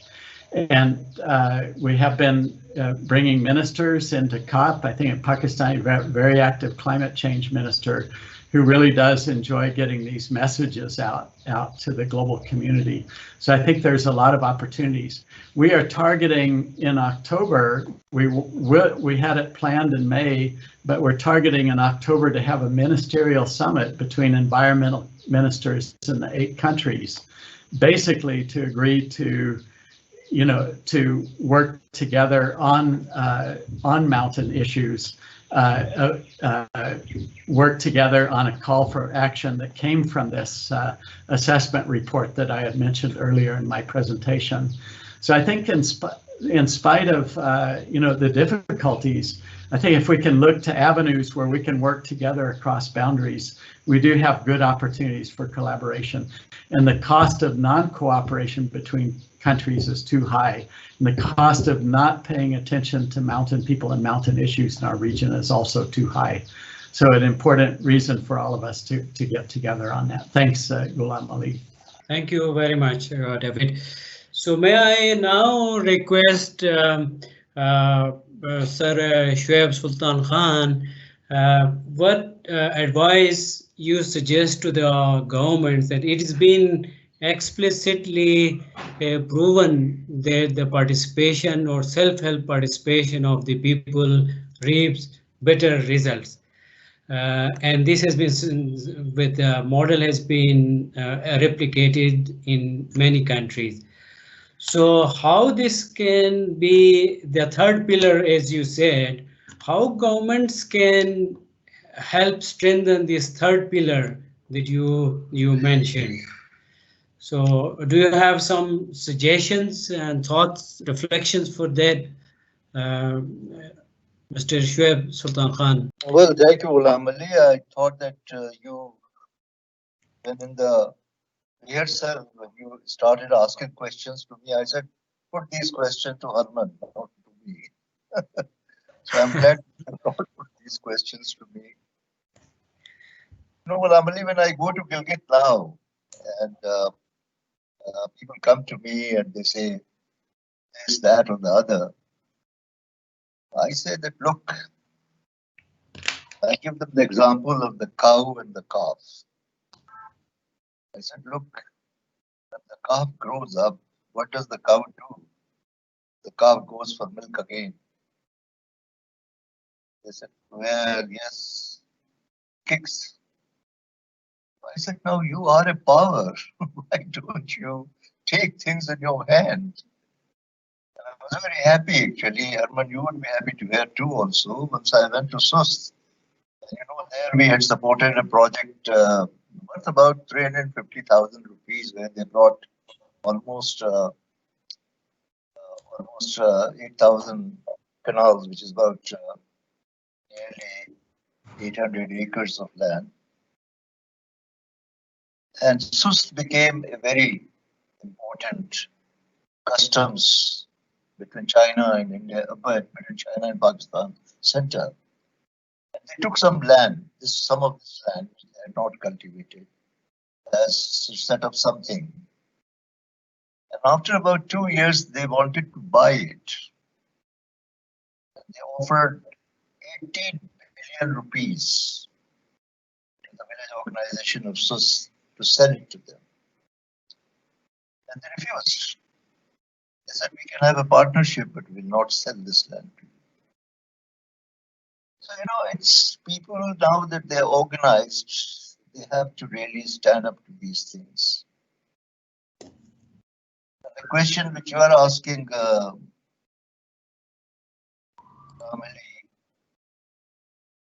there's my dream. I mean, the whole idea of fostering this third pillar was, as the independent commission had said, that the administrative and the social, the administrative and the political pillar has not, they cannot reach in each and every household. And it's only through this pillar. So we keep on striving. It all depends, some good people in government, they agree. For example, in Sindh, province of Sindh, the government is very supportive of what they call this social mobilization. And they have set up what they call JDCs, Joint Development Committees in districts. And in Sindh, we are only working with women. I mean, Shandana will explain to you that. And these women, illiterate women who never ever talk to officials, now they sit with them in these JDCs, with the deputy commissioner presiding. and discuss this. And I think this can be done easily in GPC, the Gilgit-Baltistan Chitral situation. But I think here I'm a little disappointed with the AKRSP because their job was not really to do anything more than to create these linkages. And somehow they shied away from that. But we are trying, and as Shandana pointed out, that this COVID and this NCOC, as you know, is all commanded by the highest level of civilian and military bureaucracy, and they will see the advantage. And we have to go on striving, because unless that happened, and unless, as Hermann mentioned about people-centric, I mean, I have a mind here, unless you make things people-centric, it will not work. David also mentioned about that. But a couple of months ago, the Secretary General of the United Nations visited Islamabad, and the Minister of Climate Change, David mentioned about him, he convened a session with him. And the minister came up very clearly that he admitted that in terms of policies, probably Pakistan is one of the best drawing up policies how to counter climate change. But in terms of implementation, it's very poor. And the next sentence, which was music to my ears, he said that unless we make it people-centric, we will not be able to achieve the objective. So that's what we keep on striving, Ghulam Ali, and Shandana will tell you, everywhere, wherever we get an opportunity, we try to convince, and we don't go on doing that. But I am quite firm about it, that unless we build first a framework of grassroots institutions, we cannot really do anything. We cannot even unleash their potential, we cannot unleash their resilience. And once we have this framework, then the only success that this framework can have in terms of effectiveness, that is what I have been advocating. Government should use these institutions of the people as the conduit for their services and supplies. What else is the job of the government? And if they really want to reach each and every household, then that's the only way to do it. So all that I can say is that we can go on striving, and we are. Some successes are there, so that gives us hope. But in Pakistan, Chitral, I think if they are a bit more aggressive. Thank you so much. If we support them, then this will happen. Thank you, Ghulam Ali. Thank you so much. Thank you, Shoaib Sahab. Probably we are getting out of time, but I have a quick two questions. Hermann, can you please let us know that this whole region is natural laboratory where science and research and all those are very much required. So how the research part and science part can be further taken? And the second follow-up question is how local people relevance can be developed in CPEC context. So how people can Thank you. Well, again, two very big questions. You mentioned the laboratory aspect. Yes, of course, what I tried to say with the Wakhan Quadrangle or the Pamir Crossroads, we have 4 countries that have quite different histories in this area. And these different histories are shaped by different development models, if you want to put it this way. And these had different effects on the people.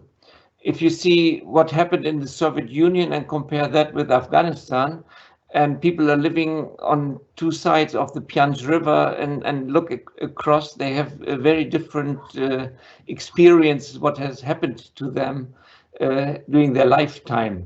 The modernization theory was applied in the Soviet Union, and Afghanistan had quite a different kind of approach how to develop or how to interfere in certain areas there. So the laboratory character gives us some insights in how different development strategies were implemented or were not implemented in certain areas, how people were involved in certain developments. And we had the experience of one conference we organized in Khorog, and we took the whole conference group across Kulma Pass Road into Kashgar. And the participants were from Nepal, from ICIMOD. Many people were there from 15 different countries. And when we crossed from the eastern Pamir in Tajikistan into China, everybody of the participants from South Asia said, what a wonderful government China is. It is building new villages for the people, it's providing facilities, it's creating new infrastructures and so on. And so people were very impressed, especially in comparison across boundaries, what was going on there. But when you look now on the situation in Xinjiang, I think many people would not like to be there, being an Uyghur or a Kazakh or whatever in Xinjiang. It's a very difficult situation over there. But China is the country which applies modernization theory and the more modernization paradigm to its limit and in a very consequential manner over there. So in terms of infrastructure development and economic benefits, this might work in certain ways, but the people are not very much involved in decision making there as well.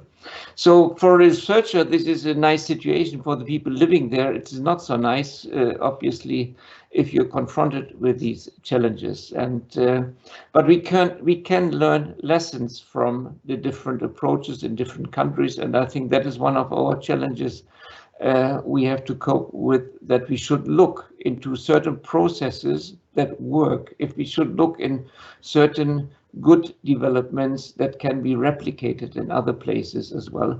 And Bam-e-Dunya is in that respect a very good laboratory for getting and the experience and gaining knowledge over there. Thank you very much.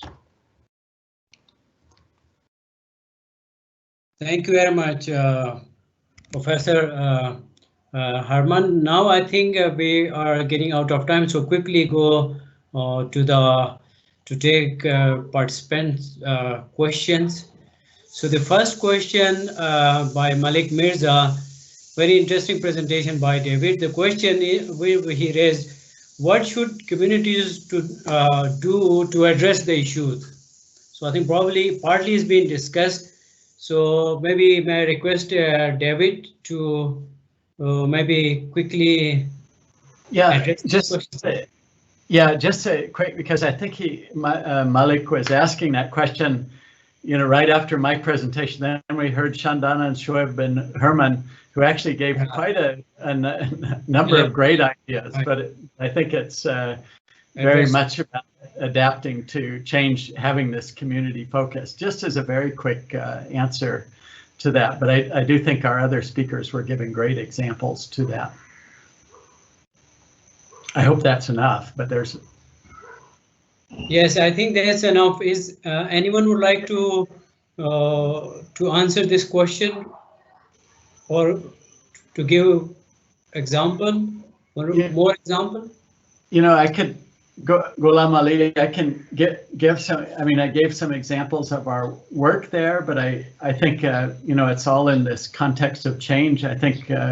Working in the area of ecotourism, like you were saying, on this conservation and development. And I think there's some fantastic work done, say, with yaks, high mountain animals in this area. And in particular, looking at high value mountain products and the marketing and developing local enterprises show some promise from my side, just as examples, but maybe a few more could be given. Thank you. Thank you so much, David. I think the follow-up question is also linked with the local community participation. There is a talk of decarbonization or decarbonizing economies. What is the best way to adopt the rural population where use of fertilizer is common among farmers? Local entrepreneurs use diesel run generators or vehicle, etc. So may I request David, maybe again, sorry for just a quick, so I think, a lot of the attitude is, okay, I think we need to change an attitude that says something like, well, we've, others have used fossil fuel for their development. Now it's the mountain. Now it's our turn to do that. But what I think is if we can leapfrog and really jump over those ideas and really try to make some businesses over clean energy. You have hydropower, lots of potential for solar and wind energy, for example. Why not show the way? Why not, as mountain areas, show the pathway for green development? I also think just organic agriculture has tremendous potential in mountain areas. We know there are big markets downstream, and people really would love to have wholesome mountain products that are chemical free. So I believe, and a lot of ICIMOD work is around organic agriculture, right, and getting higher valued products, organic products to the market, and we believe there's potential there. But I think the whole attitude of let's show the way as mountain people, even though we're not the biggest polluters, but say if we can do it, you can do it too. And I think Bhutan has actually done a good job with that. Thanks. Just a short thought on that. Thank you so much, David. Again, I think it's more or less linked to you. The question is a reflection on Indus Basin and climate change possible result by Mr. David Molden. Surely we need more specific projection of climate change since governments have their own working area. Yeah, so I think, thanks, Mr. Kazizada. I actually tried to answer that in the chat, and I totally agree, is that we do need more downscaling studies that are localized than the ones I gave. They exist, a lot do exist. And we do have what we call Upper Indus Basin Network that also crosses 4 countries. And I think that's a great platform to do joint research across countries on downscaling these climate projections. But I think one is there's the climate projections, and then there's the adaptation actions, which should not wait for those projections. But I think we just have to keep trying and keep adapting in that area. But totally agree, we need to localize that a lot more. Thank you, Mr. Kazizada. Thank you, David. May I ask this question from Shandana? The question has come from participant. Can we now use skills, capital, and creativity of returnees to add value to existing enterprises to create their own enterprises, and government invest under green economy narrative to ensure resilience? I think, one of the simpler things that can continue is the plantation drive, which at one point communities were involved with. And, they have really greened, at least along the water courses and the channels. The area looks very different from, say when I was there, when left in 1994. The government has a large program for plantation. I don't know what is really happening on the ground. The other area is, of course, hydropower. There's still a lot of capacity in community managed hydropower, and in setting up hydropower facilities which are larger than the community managed ones as well. Those are areas of investment that have huge impacts on climate change. And I think that is something, it's something which has been done. People are familiar with it, and that is something which really needs to be invested in. Thank you. There's another follow-up question for you, Shandana, from Simriti. You mentioned food insecurity during COVID times, and even now as you speak. Question, have there been food wastages? What is the status of food cold storage in the area? You study Pakistan, I think referring to Pakistan. Has agriculture practices increased? Many migrants have returned. Do you have the account of migrants who returned? Is there new job opportunities that your institution, government is or has been developing? Okay, that's a lot of questions for one question. So I think in terms of agriculture practices, of course, since the probably 60s, but mainly 70s, and then definitely 80s with AKRSP, a lot of introduction of new types of vegetables. I mean, in some places there were only 3 types of vegetables that were traditionally grown and eaten. Introduction of agriculture inputs, that has happened, which is why the area started producing a surplus, and you have this wonderful fruit which is sent to the other parts of the country now. So there has definitely been a change. I think there's definitely a need to look at what was mentioned earlier by somebody, to look at the organic practices, because what the area really is relying on is remittances. And I think that, I mean, I'm not an economist. I haven't looked at, what, in terms of a household expenditure, what is coming from outside. But in some parts, it's the majority of expenses. And I think from the point of view of nutrition and people's health, I think that one has to start looking at, how to grow in a more organic manner, which is more healthy. In terms of migrants returning, I mean, I was earlier mentioning the labor, skilled and unskilled, that returned during the COVID period. I don't know if the question refers to that, because those are large numbers, and we still don't know how many of them really will go back, and how many have lost their jobs. But the question is, did they bring back any skills? I think this is an area which there's a constant communication between the outside of it and people coming back. It is not like, except for very remote villages, but due to, what Hermann was saying, this large infrastructure of communications infrastructure, it's an area where it's not like you feel you're in the back of beyond, so although it is very remote, but if you look at Ghizar Valley, you look at Hunza Valley, you look at, some of the Chatral valleys, perhaps less so in Baltistan, but there's a very high level of exposure of a lot of people. And this is because the investments in education have been high, primarily because of AKDN, and people have moved out. People have studied abroad. There are people who are working in international organizations. So there is an influx of ideas. It's not, it's not that people don't know what is going on. The awareness levels are so low. I mean, if I compare to the rest of Pakistan, it's an area which is really in many ways quite ahead of the rest of the country. So of course, ideas come back, other things come back. Tourism is one area where people have come back. They've come back from Karachi, they've gone back from Islamabad.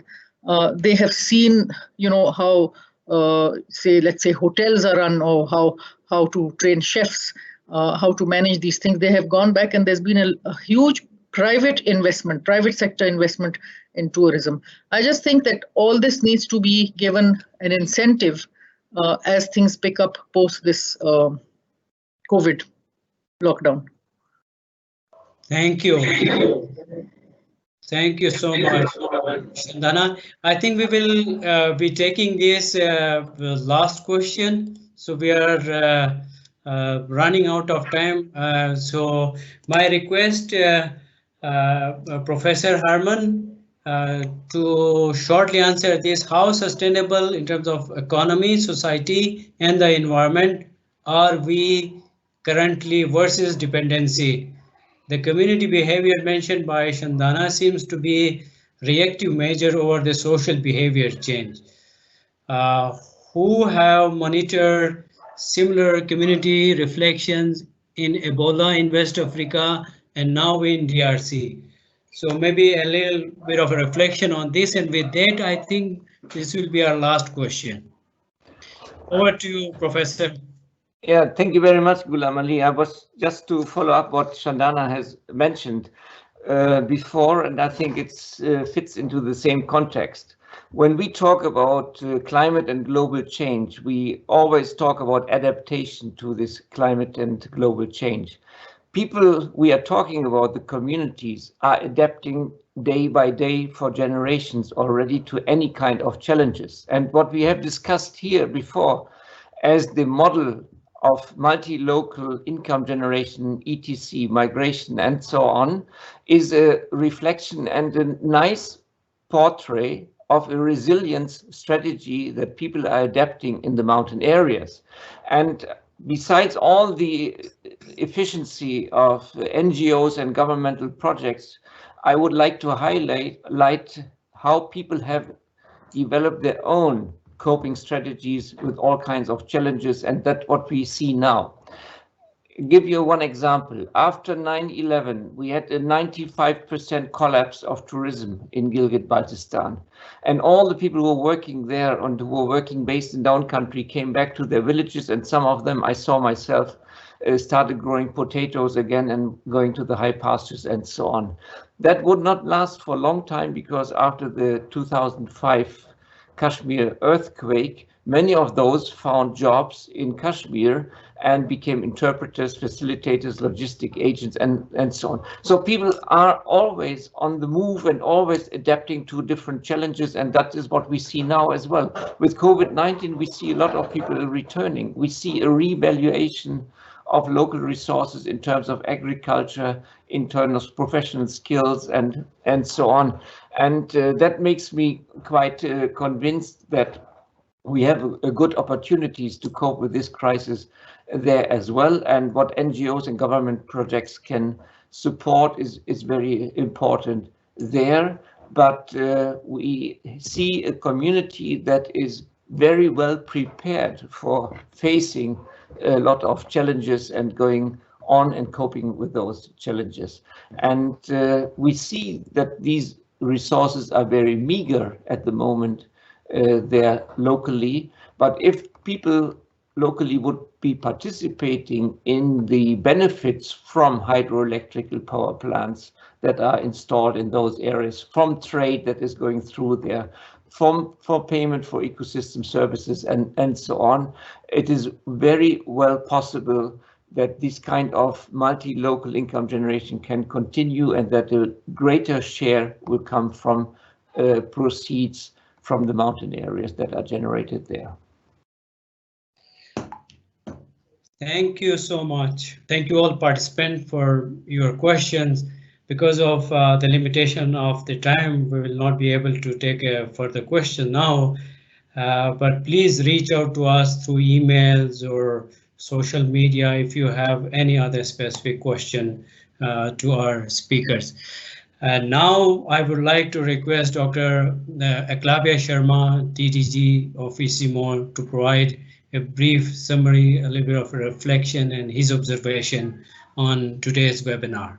Thank you, Dr. Ghulam Ali. A very good afternoon to all the esteemed speakers this afternoon, and then all the participants who have actually taken a lot of interest. And I was looking at their questions and the interactions. So I feel very, very happy that this session was wonderful. It is very, very difficult to summarize such a rich discussion and the presentation which we have. So what I will try to do is to give the key messages coming out of this discussion, so that we could take that as a learning and also design our future action. I would also, towards the end, talk a little bit about how we see Bam-e-Dunya and its link to the Hindu-Kush Himalayan region in the futuristic perspective. So that will be my concluding part.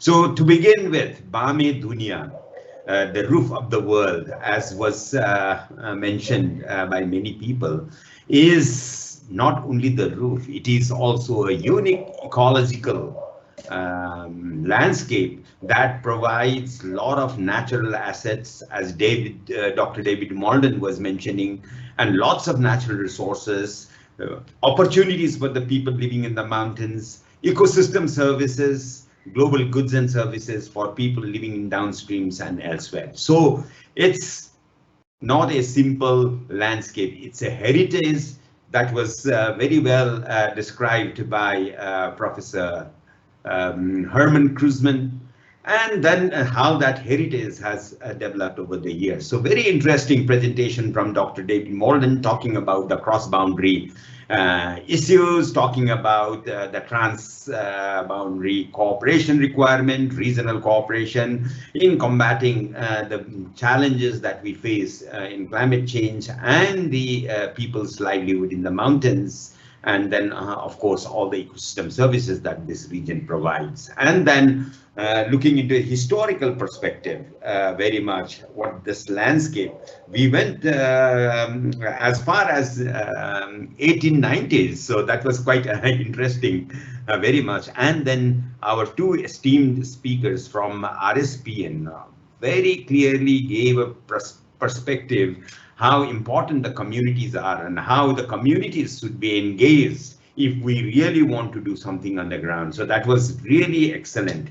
Now, let me come to some of the clear messages that we come. Of course, we faced COVID, but before COVID, I think the clear message that was coming, the Hindu Kush Himalayan region and the Bam-e-Dunya is the pulse of the planet. So this is means if something happens here, it is not only people living in Bam-e-Dunya, HKPL in Afghanistan, Tajikistan, Pakistan, and China of that landscape faces the problem, but that problem actually amplifies to the whole region and globally. So this is a very clear message coming. And this is a unique landscape. This is an arid landscape where there is very little precipitation, lots of dependence of the local communities and glaciers, as Dr. Molden's presentation was saying. So the mountains are hotter, the climate change is happening, and with the current emission, we can have temperature rise up to 5 degrees centigrade, was a clear message. So when we have this climate change happening, and then the COVID comes, COVID might have vaccination, but the climate change will not have vaccination. So in that context, we should not drop our work on climate change. We should work simultaneously on these very important environmental climate change and the issues like COVID pandemic together. So this is also very, very clearly important. It was also mentioned that upstream, downstream linkages. So we heard that glaciers are linking livelihoods of the people in terms of irrigation, drinking water, sanitation, but also we heard that the atmosphere is shared. And lots of atmospheric pollution from downstreams are actually going to the mountains and impacting the mountains. And when it impacts the mountain, it is not only the ecosystems, but also people living in the mountains, their health. So example of one atmosphere to Punjab was given very much, and that is quite clear and very important. The Sustainable Development Goal, all the countries of our Hindu Kush Himalayan region have signed, and they are moving forward. Although this topic didn't come in terms of deliberation or discussion, but all the ingredients of discussion was on sustainable mountain development. So I would say all our aspirations are to work for that. And from 2015, I think looking into 2030 targets, all of the countries were working in Pakistan, China, or Afghanistan, or Tajikistan. They are working in this direction. But the COVID comes as a disruption, which was presented very clearly by Dr. Shandana Khan. And this disruption is when we are trying to develop a very perspective or prosperous Bam-e-Dunya. So in that disruption, so how we make a resilient recovery. This is what I think everybody was mentioning and talking about. But when we talk about resilient recovery, I think what is clear and important, which comes from Dr. Shoaib Sultan Khan, is that I think there is about 20% of the people from the bottom who are really poor are actually having access or resources only 1.3%. So in such a situation, with such a rich heritage and the natural asset of Bam-e-Dunya, I think it is time for unleashing the potential of that region for the benefits of the people, for the benefits of the communities who are living in that region and downstream. I think that was very clearly the message that was coming from Dr. Shoaib Sultan Khan. And he talked about we can unleash and we can really bring benefit to the local communities with really principles of subsistence holders resilience. And that was very clearly, and what you have done, and that principle is not only for a particular location, it is applicable along the expanse of the Hindu-Kush Himalayan region from east to west, north to south, lower elevation to higher elevation, and in other landscapes also. So it was a very clear message. And Dr. Shoaib Sultan Khan also talked about poverty alleviation and two major approach pillars, what administrative and policy. But what big change that has been brought in last 30-40 years is to bring the third pillar, which is the most difficult pillar and which the government or other agencies would not be able to bring. That is the socio-economic pillar, and this can be done by non-governmental institutions, and this is how we need to move forward. So it's a very clearly community engagement, community participation, communities' voice in the policy, and communities' thinking and priorities in the design of the program was emulating in the talks by almost all the speakers. Coming to very much on the COVID, I think this is very clearly spoken by Dr. Shandana Khan. Yes, all mountain regions have faced a lot of problems.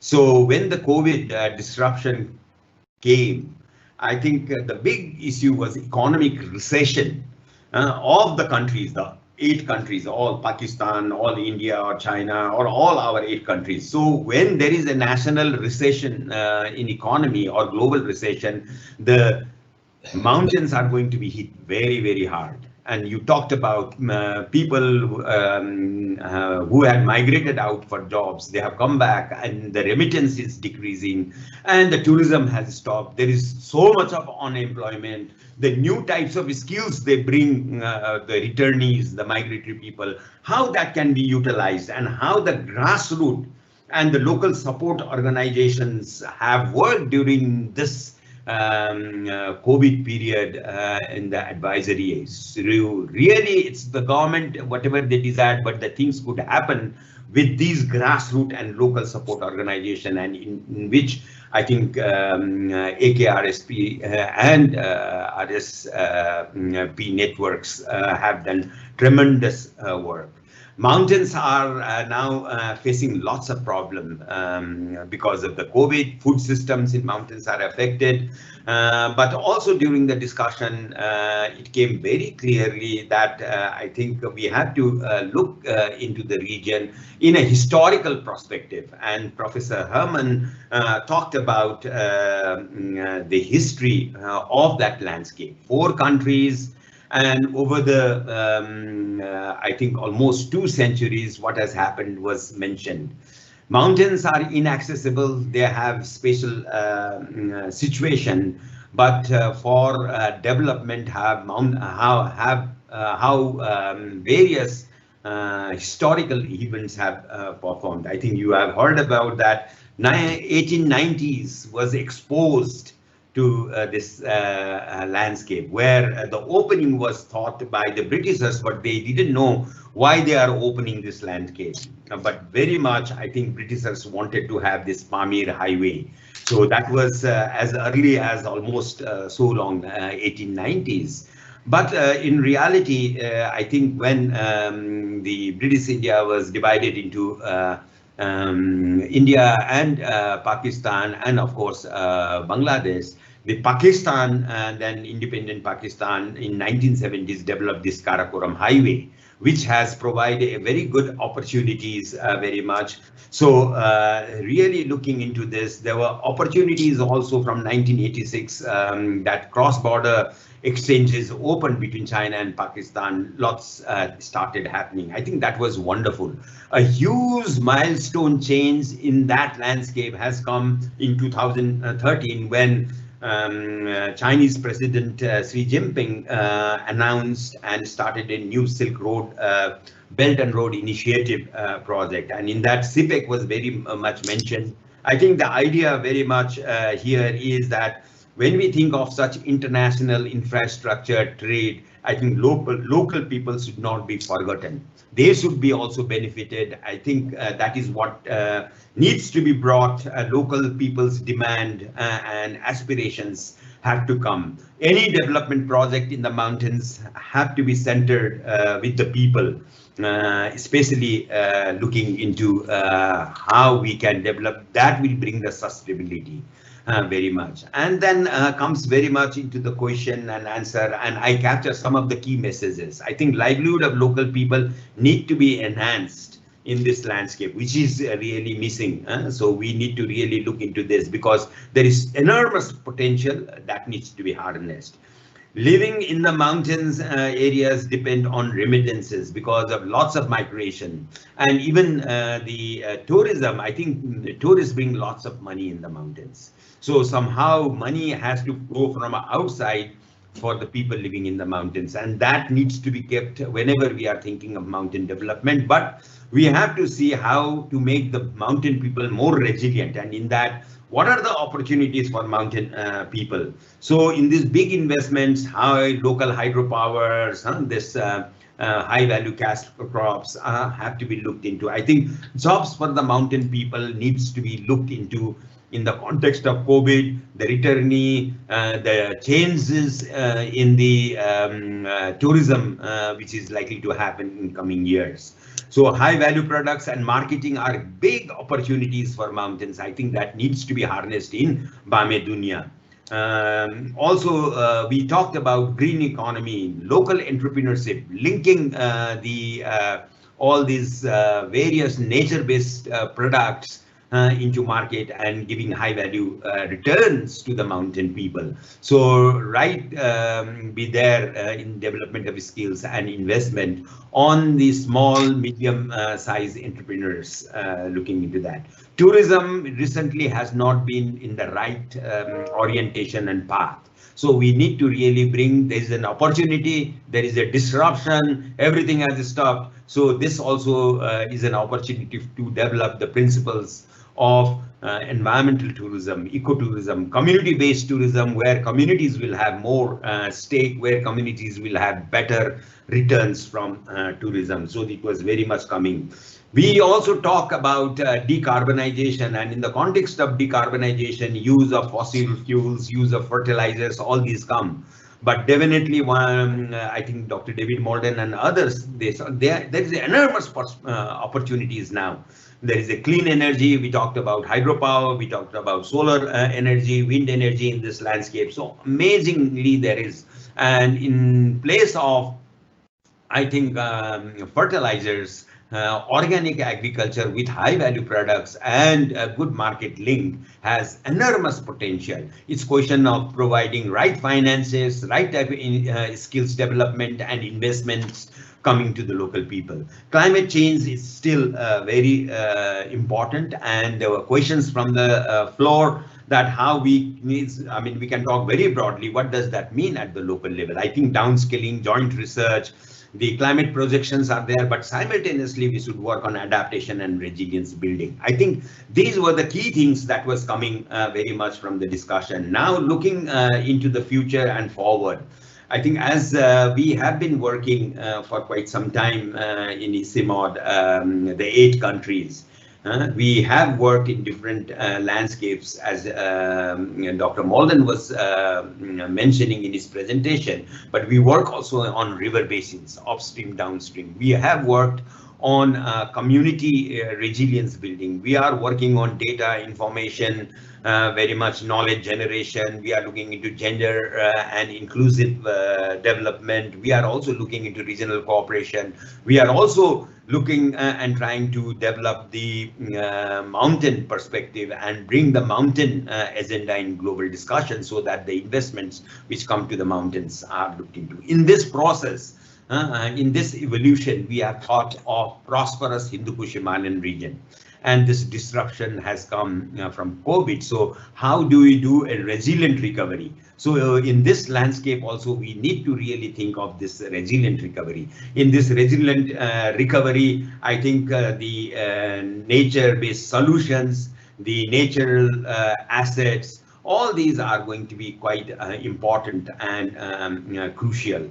So this landscape, which we see shared by the 4 countries, actually has a unique heritage of culture, unique heritage of practices. I also heard that Pamir was used for a long time until recently only for seasonal migration. So people were coming for with their herds and spending time there. So all these are actually very rich experience of using natural resources in a sustainable manner. So there are so much of heritages, the experiences which needs to be brought into our thinking, where the communities have that experience. With the communities have the traditional knowledge systems.